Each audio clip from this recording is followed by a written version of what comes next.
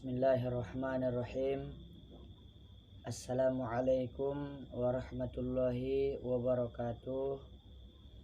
Alhamdulillahi rabbil alamin. Wassalatu wassalamu ala ashrafil anbiya'i wal mursalin wa ala alihi wa sahbihi ajma'in, amma ba'd. Alhamdulillah, sama-sama kita bersyukur kepada Allah telah memberikan kita nikmat-nikmatnya, di antaranya nikmat kesehatan dan nikmat kesempatan. Yang selanjutnya, sholawat dan salam marilah sama-sama kita hadiahkan, kita doakan yang berupa doa sholawat kepada Rasulullah Sallallahu Alaihi Wasallam dengan lafaz Allahumma sholli wa sallim wa barik ala Sayyidina Muhammad wa ala ali Sayyidina Muhammad. Ya. Pada kesempatan kali ini, saya bernama Abdul Basit Razak Lubis akan mencoba mempresentasikan hasil makalah saya yang berjudul tentang studi Islam dan ruang lingkupnya. Yang terhormat Bapak dosen kita yang telah membimbing mengajari kita, yaitu Bapak Mukhyar MPDI. Semoga Bapak dalam keadaan sehat selalu, panjang umur, bisa melaksanakan aktivitasnya. Amin amin ya rabbal alamin.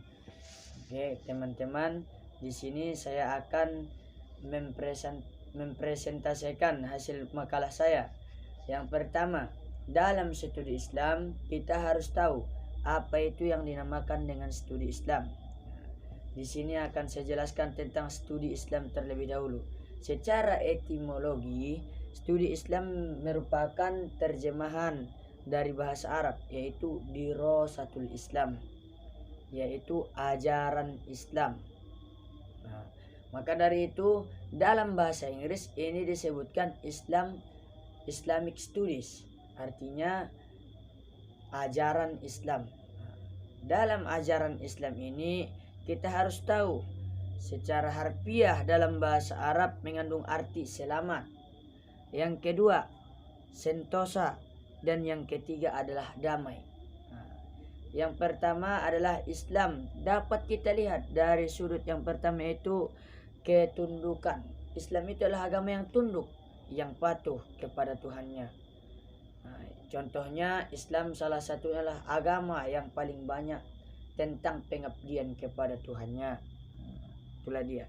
Yang kedua, Islam dapat dimaknai mengarah kepada keselamatan, yaitu karena sebab ajaran Islam itu mengajarkan kita untuk melaksanakan kebajikan,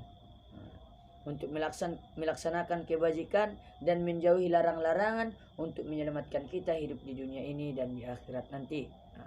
Yang ketiga, Islam bermuara pada kedamaian, yaitu Islam mengajarkan kita hidup sesama manusia untuk saling berdamai, jangan ada perselisihan.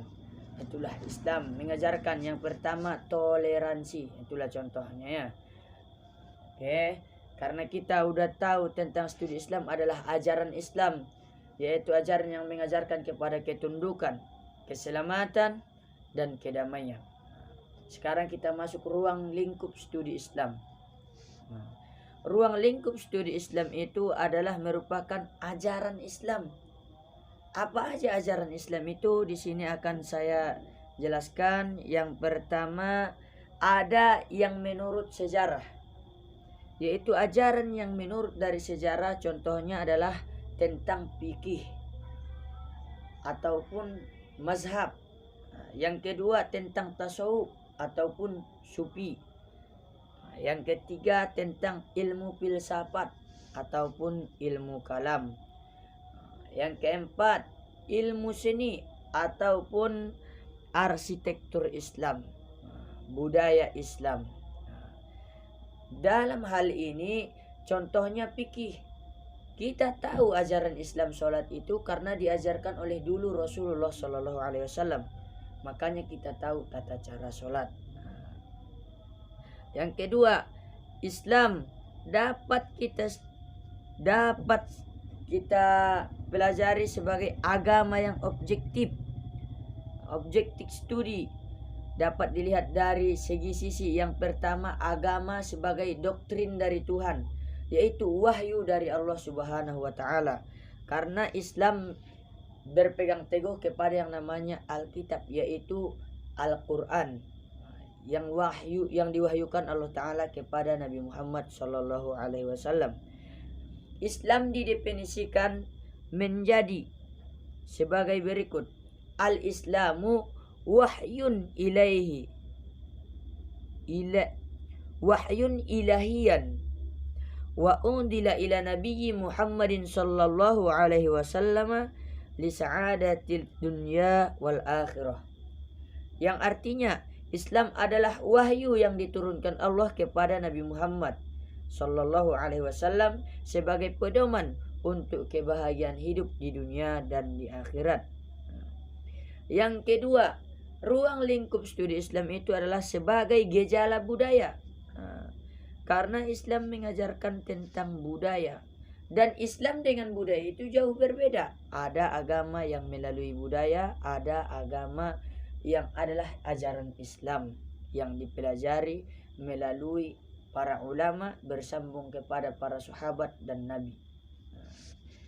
Yang ketiga, Islam sebagai interaksi sosial, yaitu kita lihat banyak orang yang masuk ke dalam ajaran Islam dengan cara realitas, yaitu kehidupan, tata cara berkehidupan dalam masyarakat.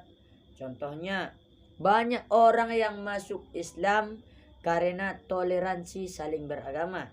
Ini sebagai contoh yang dikisahkan oleh Imam Hasan Basri, yang ketika itu adalah rumahnya berlantai 2, yang lantai atas adalah milik orang Yahudi, yang di bawah adalah tempat tinggalnya.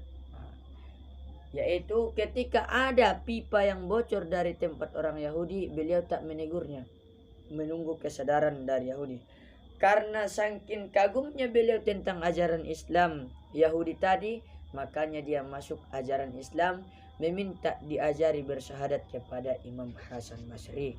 Oke, teman-teman, itulah kira-kira yang dapat saya sampaikan. Semoga ada manfaatnya bagi kita semua. Semoga kita semua dalam lindungan Allah Subhanahu wa taala. Saya akhiri dengan ucapan Assalamualaikum warahmatullahi wabarakatuh.